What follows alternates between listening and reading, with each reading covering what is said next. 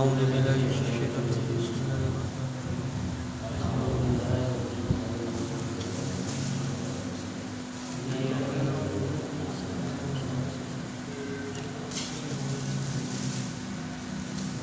Allahumma ftah alayya Allahumma ftah alayya bihikmatika bihikmatika wanshur alayya wanshur alayya rahmataka rahmataka ya dzal jalali wal ikram. ya dzal jalali wal ikram. Allahumma akhrijni min dhulumatil wahmi wa akrimni bi nuril fahmi waftah alayya abwaaba fadlika wanshur alayya min khazaini rahmatika ya arhamar rahimin. Rabbi shrah li sadri wa yassir li amri wahlul 'uqdatam min lisani yafqahu qawli. Amin. Amin. Faslun utawi ikilah fasol. Faslun utawi kila fasol. Al-ma'u utawi banyu qalilun iku ana banyu kidik banyu kang sedikit. Wa katsirun lan ana banyu akeh. Al-qalilu utawi banyu kang kidik madunal kullataini iku banyu kang kurang rong kola. Wal kasiru lan utawi banyu akeh iku kullatani banyu rong kola. Fa'aksara maka luwih akeh al-qalilu utawi banyu kidik yatanajjasu iku dadi najis biwuqu'in najasati kelawan sebab ketiban najis fihi ing dalam banyu qalil wa illam yatabayyar senajan ora owah apa banyu wal ma'ul kasiru lan utawi banyu kang akeh la yatanajjasu iku ora dadi najis illa idza taghayyar angin tatkalane owah tokmuhu opo rasane banyu aulanuhu atawa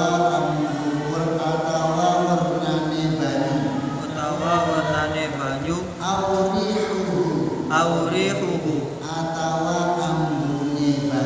atawa ambune banyu. Faslun utawi ikilah fasol. Mujibatul husli utawi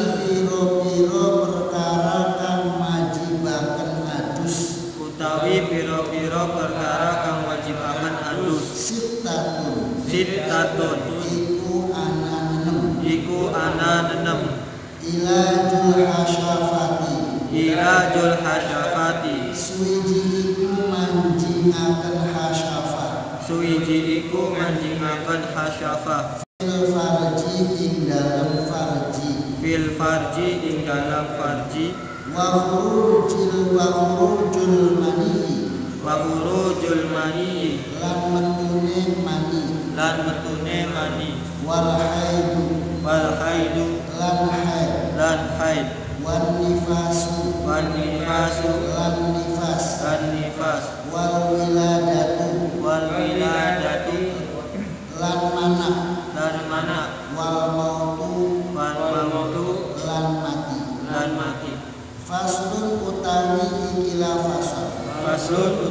ikilah fasal furudul husli utawi piro-piro perkara kang wajibaken utawi piro-piro fardune adus isnani iku ana loro anniyatu suwiji iku niat wa ta'mimul badani lan meratani badan bil ma'i kelawan banyu. Bismillahirrahmanirrahim. Kemarin telah menerangkan beberapa fardunya wudu dan menerangkan niat. Kita ulas kembali bahwasanya niat itu menginginkan sesuatu qasdu syai', neja atau berkeinginan neja sesuatu muqtaronan bi fi'lihi, besertaan dengan pekerjaannya. Tempatnya niat tentunya dalam hati, dan adapun melafazkan niat itu sunnah. Waktunya niat itu tatkala membasuh awalnya juz dari wajah itu kalau seandainya wudunya. Jadi pas tatkala kita membasuh wajah dalam hati niat itu awal juz ini. Tatkala kita mandi sama, tatkala pertama kali yang kita siramkan ya kita niat dalam hati. Jadi bersertaan dengan pekerjaannya. Itu sudah dibahas pada waktu malam Sabtu kemarin. Sekarang pemisah yang berikutnya, fasul itu pemisah. Pemisah yang berikutnya akan menerangkan air. Air itu ada air yang sedikit, al-ma'u qalilun, ada air yang sedikit, wa katsirun, dan ada air yang banyak. Al-qalilu ma dunal qurataini, air yang sedikit itu air yang kurang dari 2 kola. Wal kathiru qulatani, air yang banyak itu air yang 2 kola. Fa'akthara atau lebih dari 2 kola. Ukurannya 2 kola itu 60 cm persegi. Atas 60, atas panjang lebarnya 60, itu 2 kola atau lebih. Kalau 2 kola itu boleh ikhtirah, boleh dipakai dengan tangan. Apa perbedaannya? Air sedikit dan air yang banyak. Air sedikit kurang dari 2 kola, kurang dari ukuran 60 cm persegi ya, atas bawah samping itu atasnya 60, lebar 60, itu 60 cm, itu 2 kola. Bedanya kalau air sedikit, al-qalilu yatanajjasu bi wuqu'in najasati fihi wa illam yataghayyar. Kalau air yang sedikit itu bisa menjadi najis tatkala terkena najis. Air sedikit berarti itu ember itu sedikit ya, terkena najis, cecak, airnya cecak, itu kotoran cecak itu najis semua itu. Sekalipun warnanya masih tetap, baunya enggak berbau, rasanya masih tetap rasanya seperti itu tetap najis sekalipun tidak berubah apa-apa. Wal ma'ul kafiru la yatanajjasu illa idza taghayyara ta'muhu wa launuhu aw rihuhu.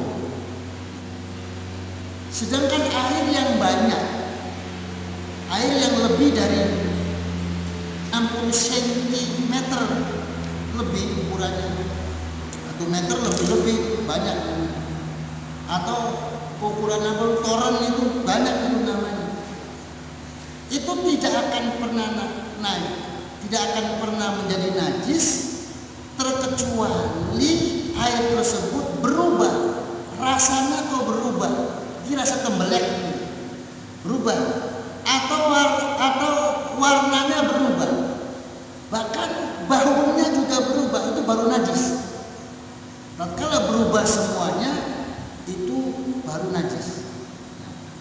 dalam kitab yang tinggi, yang luas pembahasannya tentang masalah air, ketika sudah diketahui air itu ada air yang sedikit dan ada yang air banyak, maka air itu terbagi-bagi. Ada air tohir, ghairu mutahhir.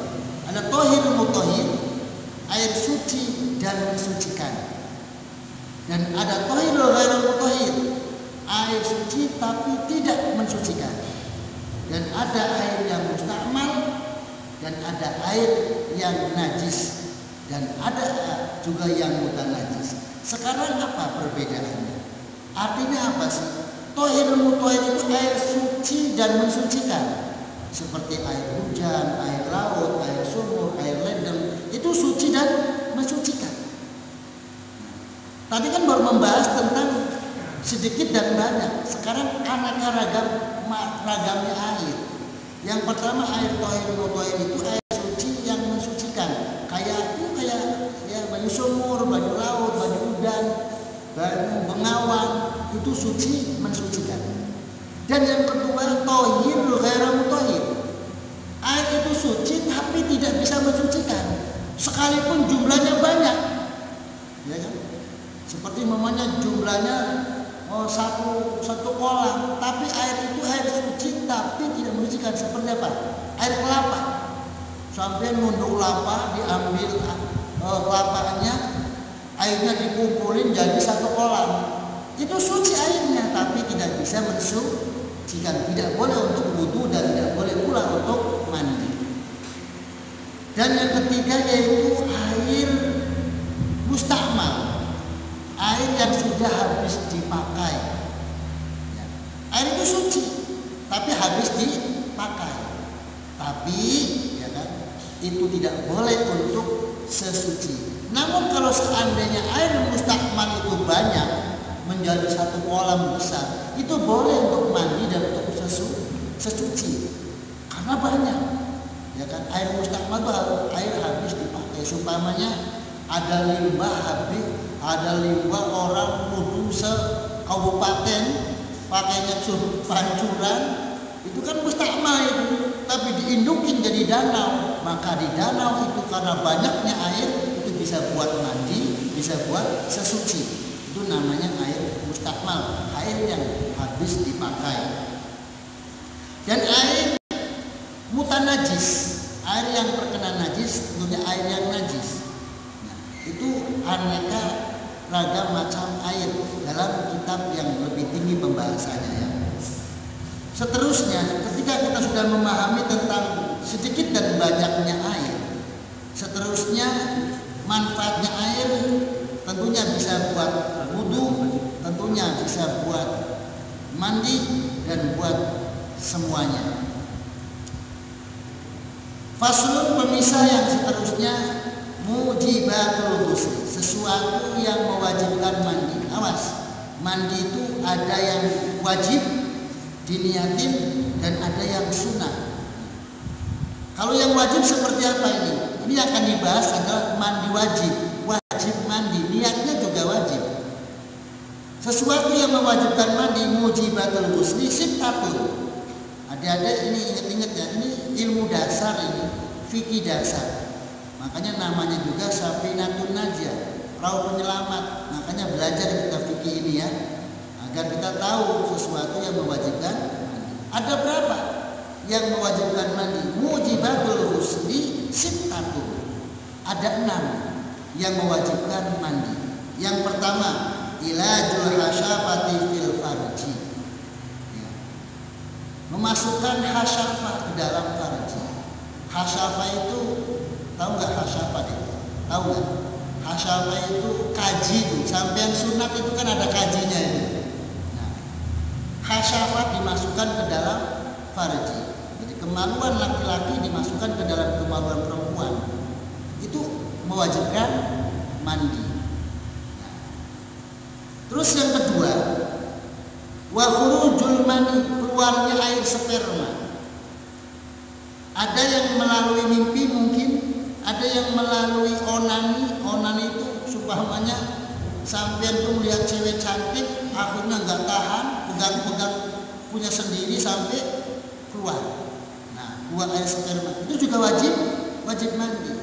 Baik keluar spermanya itu melalui bersetubuh atau melalui onani atau masturbasi oleh perempuan, itu wajib mandi. Wal haid, dan untuk khusus perempuan setelahnya haid wajib mandi. Wal nifas, dan setelahnya nifas wajib mandi. Wal wiladah, setelahnya melahirkan juga wajib mandi. Wal mautu, dan mati wajib mandi. Bukan mayitnya yang mandi, tapi dimandikan. Bagi yang hidupnya wajib memandikan mayit itu. Adapun berapa sih batasan haid, berapa sih batasan nifas, dan bagaimana sih tentang memandikan mayit, nanti akan dibahas setelahnya. Ketika kita sudah mengetahui sesuatu yang mewajibkan mandi, sekarang kita juga harus tahu bagaimana fardunya mandi. Kemarin fardunya wudu sudah dibahas, ya. Sekarang menerangkan fardunya mandi. Mandi juga ada fardunya. Faslun, pemisah yang berikutnya adalah furudul husli, menerangkan beberapa fardunya mandi. Isnani an-niyatu wa ta'mimul badani bil ma'i. Fardunya mandi itu ada dua. Yang pertama, meratakan air ke seluruh badan. Jadi haddud dohir, ya. Hadd dohir itu sesuatu yang terlihat, seperti mata, hidung, lubang telinga, itu harus semuanya disiram. Tentunya pas nyiramnya niat saya mandi besar, mandi junub. Nawaitul ghusla li rafil hadasin akbari, niat saya mandi menghilangkan hadas besar. Ini bentar lagi balik ini remaja-remaja itu, ya kan? Kemarin sudah diterangkan kan bagaimana alamatnya balik, sudah. Nah, ketika kita mengetahui beberapa fardunya mandi ada dua. Yang pertama niat, dan yang kedua adalah takmimul badan, meratakan air ke seluruh badan. Sekarang bagaimana kalau seandainya airnya tidak ada? Maka nanti ada pengganti air, memakai tayamum. Nah, seumpamanya nggak ada air, itu makanya tayamum mandinya. Dan bab tayamum juga nanti akan diterangkan setelah ini, berikutnya. Nah, ketika sudah mengetahui sesuatu yang mewajibkan mandi dan syaratnya mandi, kita harus berhati-hati, ya. Apa yang bisa kita lihat, ya kan? Maka itu harus disiram.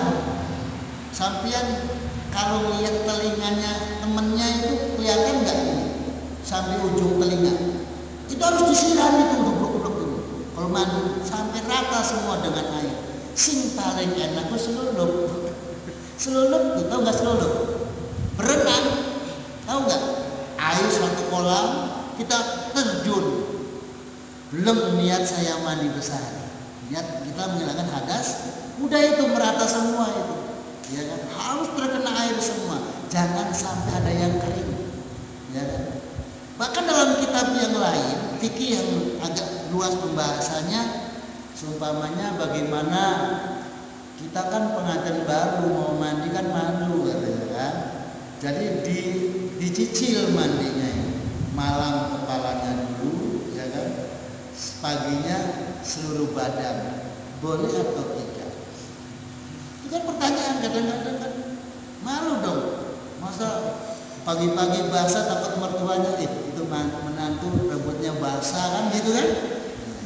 Itu sebagian pendapat ulama boleh diansur. Malam kepalanya dulu nawaitul ghusla terusan subuh-subuh bangun tinggal separohnya. Nanti mertuanya, mantu kita kok nggak pernah mandi besar ya? Padahal mantunya masih malu karena masih diamnya dengan mertua. Jadi udah bisa dipahami nggak semuanya? Dari air yang banyak, air yang sedikit, ya, dan dari sesuatu yang mewajibkan mandi dan syarat dan fardunya mandi sudah semua bisa dipahami. Ada yang ditanyakan enggak? Ada yang tanya tidak? Adik-adik, barangkali dari keterangan 3 pemisah tadi, faslun pertama, faslun kedua, faslun ketiga, barangkali ada yang belum paham. Silakan tanya, nggak apa-apa. Apa perlu ditanya aja? Ya. Kalau nggak mau nanya, saya tanya nantinya. Makanya jangan sampai nanti kamu habis apa deh? Habis ngaji. Ngajinya apa? Bab mandi. Saya tanya ada berapa mau fardunya mandi? Ada berapa ya? Ada 6 ya salah.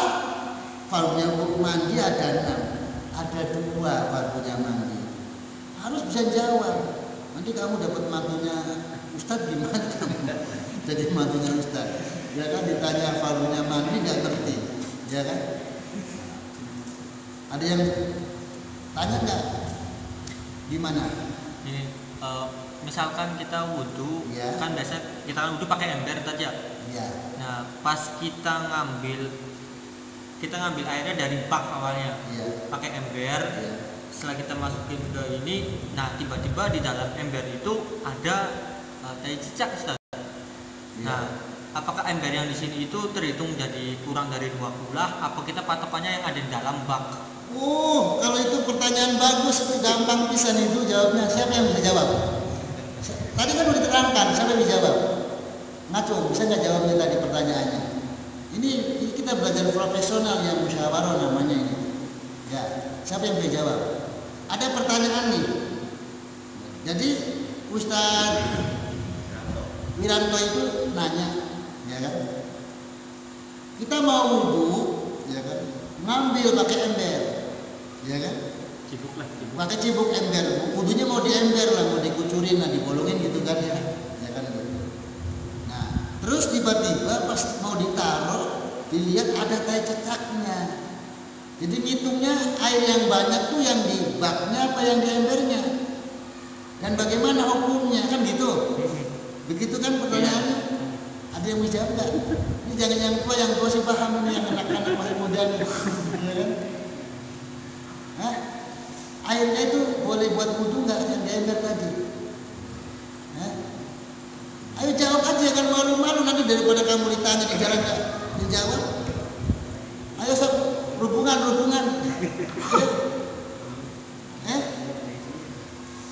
Air. Hah? Hah? Nggak boleh apa? Nggak boleh buat wudhu. Nah, enak tinggal jawab aja, ya kan? Suasananya hidup jadinya. Ngaji fikih menang-menangan enak-enak baik. Ya kayak apa? Kalau ngaji fikih itu tanyakan pertanyaan yang banyak. Kalau nggak bisa kejawab ya PR. Enak nggak kayak gitu? Ya transparan aja. Kalau jawab pertanyaannya sulit ya kita cari jawaban dulu. PR namanya. Nah, ada jawaban, Ustaz. Yang dibilang banyak tuh bukan yang di kolarnya, tapi di embernya. Embernya kan sedikit, kurang dari 2 kolar kan.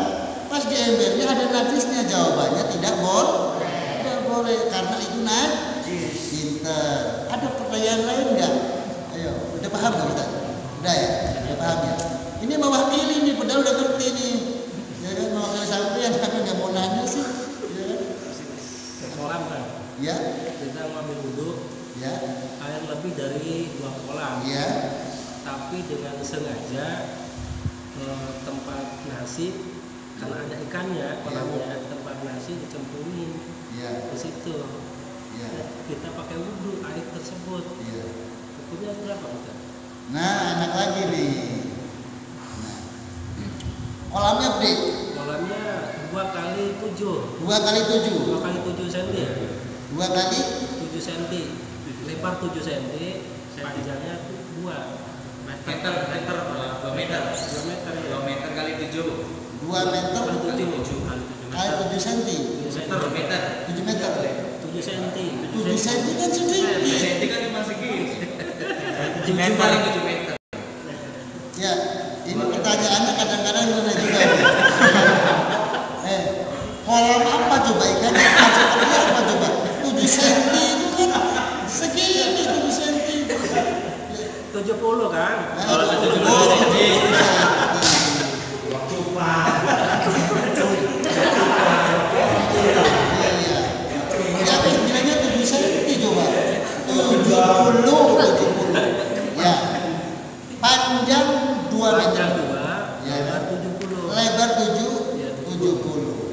Tinggi semeter. Tinggi 1 meter.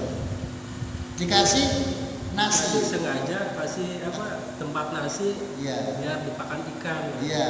Boleh buat wudhu tidak? Iya. Paham, dengar nggak pertanyaannya? Kalau nggak dengar nggak paham, saya ulangin ya. Adik-adik dengerin pertanyaannya. Kamu nanti ditanya oleh mertua kamu nggak bisa jawab, Pak Martin. Ya. Jadi ada kolam ukuran lebar 70 cm, ya, tinggi 1 meter, panjang 2 meter, ya kan? Panjang 2 meter, ya kan? Lebar 70, tinggi 1 meter. Ya. Dikasih nasi belum biar ikannya makan. Ya. Boleh buat wudhu atau tidak? Ya. Maksudnya saya akan kembalikan lagi, saya mewakili pertanyaan lagi, saya kembalikan. Ayo, boleh atau tidak buat wudhu? Boleh. Apa alasannya boleh tuh? Rasanya karena sesuatu yang dimasukkan adalah bukan sesuatu hal yang najis. Pinter. Adik denger nggak jawabannya? Pertanyaannya tahu nggak? Tadi apa gitu pertanyaannya? Ada kolam lebar 70 cm, panjang 2 meter, tinggi 1 meter, dikasih bakul nasi agar dimakan oleh ikan yang ada di kolam itu, ya kan? Itu boleh buat wudhu atau tidak? Ada jawaban dari Ustaz Asep nih, ya kan? Jawabannya boleh untuk wudhu, ya kan? Karena yang dimasukkan itu bukan sesuatu yang najis. Paham belum? Setuju tidak dengan jawabannya? Hah? Setuju? Oke, setuju. Ya.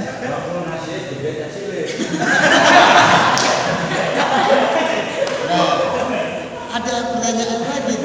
Ini pertanyaan berikutnya, kamu bertanyanya, bukan dokter bertanyanya ke Pak Haji. Ya. Nah, itu bakulnya begitu kecil, cuma standar aja. Ya makan ikannya. Kalau masih makan ikan kan nggak gede gitu ya, ya kan? Memang bertahap kan? Bertahap. Bertahap. Sisa setengah sentong masukin. Nah. Besoknya lagi masukin. Berarti kita simpulkan ya. Berarti yang dimasukkan itu sesuatu yang suci, ya kan? Dan tidak berubah warnanya, tidak berubah rasanya, karena itu jelas yang dimasukkan bukan najis. Jadi jawabannya Ustaz Asep setuju seperti itu. Ya, bisa dipahami nggak Pak Haji? Kecuali Kang Dodot kamu sapu gede, oh nanti berubah warnanya, berubah baunya, jadilah air mustakmal, jadi pakai kamu basuh segala. Ya, pertanyaan lain nih, ya dari bab tadi, ya kan? Atau dari faslun yang sebelumnya, nggak apa-apa, nanya aja. Untuk kebutuhan hidup kamu di masa depan, biar ngerti bagaimana sesuci yang baik. Ya. Onani itu kan sesuatu yang diharamkan, Iya. dilakukan oleh Iya. tangan kita sendiri. Iya betul. Awas nih, dengerin ini ya. Ini pertanyaannya bagus. Ya, ulangi kita dasar. Onani atau masturbasi itu kan sesuatu hal yang menurut hukum fikih itu diharamkan. Iya. Dengan menggunakan tangan kita sendiri. Iya. Akan tetapi bagi sepasang suami istri, Iya. misalkan dalam suatu kondisi tertentu sang istri mengalami sebuah nifas, Iya. si suami sudah tidak tahan Iya. menggunakan alternatif lain. Bila menggunakan tangan sendiri, kalau kita mendasari hukumnya adalah haram, maka kita alternatifnya adalah menggunakan tangan istri. Iya. Bagaimana hukumnya menggunakan tangan onani dengan menggunakan tangan istri? Seru nih. Pertanyaannya seru. Begini ya adik, bener nggak kalau ketemu coba? Kamu jangan gemuk banget coba. Nih. Jadi paham nggak onani? Paham nggak? Onani paham nggak? Paham. Paham. Nah, masturbasi paham nggak? Sama aja. Ya. Ya udahlah, bikin paham aja. Nah, ya, kalau jangan kesana aja ya. Ya, yang jelas paham, dengar ya. Dalam kondisi sadar normal, ya, seorang yang masih bujang atau seorang yang sudah punya istri dalam kondisi sadar dia sengaja onani, hukumnya haram, ya kan? Nah sekarang pertanyaannya beda, ya kan? Karena ada sebab dia punya istri, ya kan? Punya istri. Cuman kalau nifas itu kan banyak. Ada yang 40 hari, ada yang 60 hari, ada yang 30 hari, ada yang seminggu. Jadi banyak masa nifas itu, ya kan? Nggak kuat rupanya. Sudah waktu hamil mau bobo bareng nggak tega, udah lahir nggak kuat. Akhirnya tambah nganggur nyuruh istrinya pegangin burung ya. Lantas keluar, bagaimana hukumnya? Itu pertanyaan, bagaimana hukumnya? Hukum asal tidak boleh, haram, ya kan? Nah, sekarang perkembangannya bukan oleh dirinya tapi oleh istrinya, saking sayangnya istri sama burung kasihan. Ya kan? Bagaimana hukumnya? Ada yang jawab nggak? Jawab aja, tinggal jawab aja. Kita moderator dulu nih. Nanti kalau udah nggak bisa, nggak pas semua saya nggak jawab. Boleh atau tidak? Dodot jawab. Bagaimana jawabannya? Tidak boleh. Jawabannya Kang Dodot jawabnya tidak boleh. Berarti kuat dia.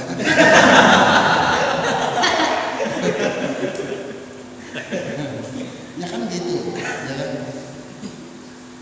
Ya.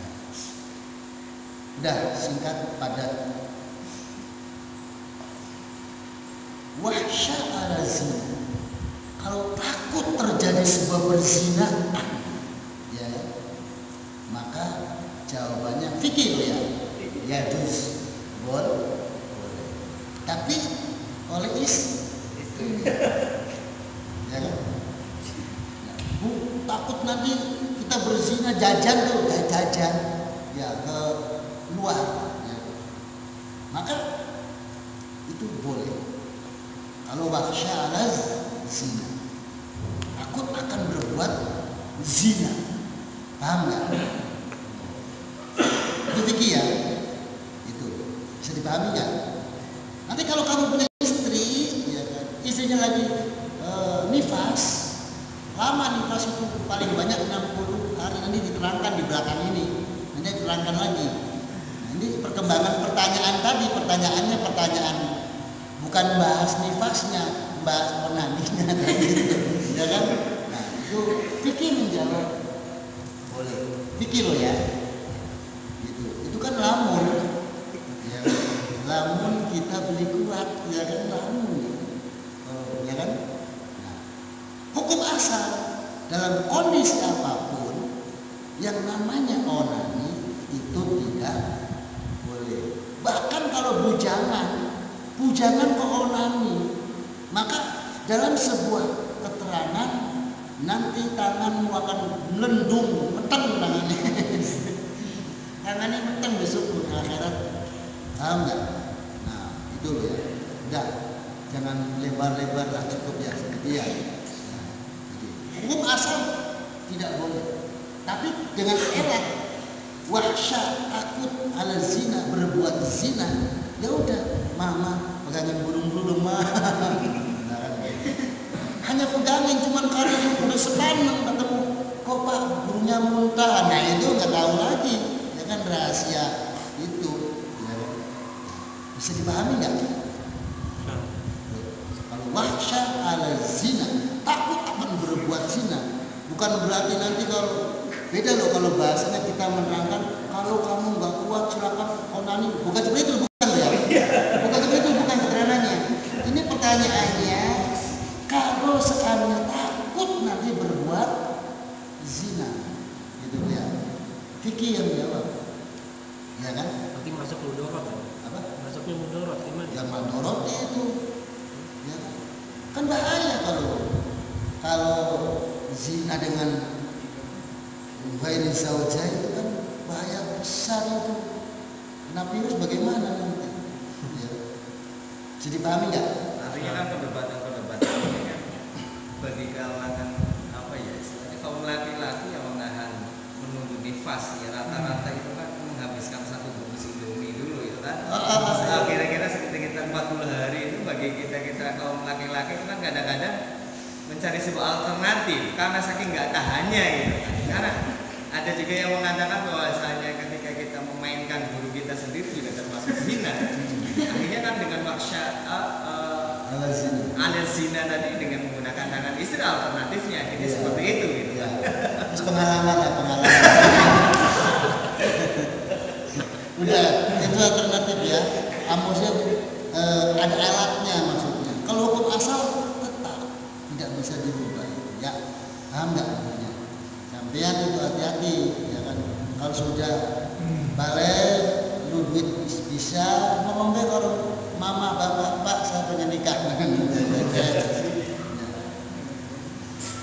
Ada yang tanya lagi? Cukup ya. Udah paham nih ya kan? Kalau udah paham. Lebih dahulu pertanyaan. Ya. Dalam satu kondisi misalkan mata air, Ya. sumur misalnya, Ya. itu kan termasuk ke dalam mata air. Kemudian kemasukan bangkai tikus. Ya. Kemasukan bangkai tikus. Dikatakan sumur itu kan termasuk mata air sudah lebih itu kalau kita ukur lebih dari 2 bulan. Ya. Warna tidak berubah tetapi jelas bau ya, yang pasti itu bau itu ada. Pertanyaannya sucinya si air ini apakah setelah baunya hilang ataukah bagaimana? Nah, itu Bau bangkainya. Ini pertanyaannya. Karena kan sesuatu air suci bisa mensucikan termasuk kategori sumur ini. Tetapi ini ada kemasukan najis gitu kan bangkai tikus tadi. Bagaimana hukum dikatakan hukum sucinya si air ini? Apakah menunggu sampai baunya hilang atau seperti apa? Ya. Ada pertanyaan unik nih, dan ini sering terjadi bagi yang menggunakan sumur ya. Kalau Arumsari jarang sumur, adanya ledeng aman, ya kan gitu. Jadi tikus itu masuk ke dalam sumur, otomatis sumur itu lebih dari 2 kolam, ya kan? Sepengalaman saya, kalau batang tikus itu ada di atas, nyedot pakai sarungnya di dalam, itu nggak bau itu, nggak sampai ke dalam. Kecuali tikusnya itu udah hancur, ya kan? Paham nggak? Udah hancur, dan tentunya akan merubah air sumur, ya kan? Akan merubah baunya, akan merubah rasanya. Maka inilah yang menjadikan najis. Lepas hanya baunya saja, ya kan? Air itu warnanya masih jernih, tetap najis. Karena rasa itu lebih dominan daripada warna. Paham? Rasa, baunya masya Allah, rasanya masya Allah, ya kan? Nggak seperti air waktu dulu tikus kan begitu. Ini yang kadang-kadang harus dibersihkan tuntas sampai bawah. Kalau seandainya air itu udah bau, berubah warna, ya kan? Atau rasanya udah berubah, 2 saja dari 2 poin antara bau dan rasa itu udah najis semua. Paham nggak? Karena satu batang tikus itu mampu membaukan satu sumur. Kalau udah letus tuh, ya kan? Bisa dipahami nggak? Jadi kalau ada batang tikus baunya belum, cepet diambil, biar nanti nggak nguras lagi. Paham nggak? Yang mudah-mudahan pengajian dan tanya jawab pada malam hari ini menjadikan ilmu yang bermanfaat bagi kita. Allahumma rabbana taqabbal minna innaka antas samiul alim wa tub 'alaina innaka antat tawwabur rahim. Allahumma rabbana atina fid dunya hasanah wa fil akhirati hasanah wa qina adzabannar. Subhana rabbika rabbil izzati amma yasifun.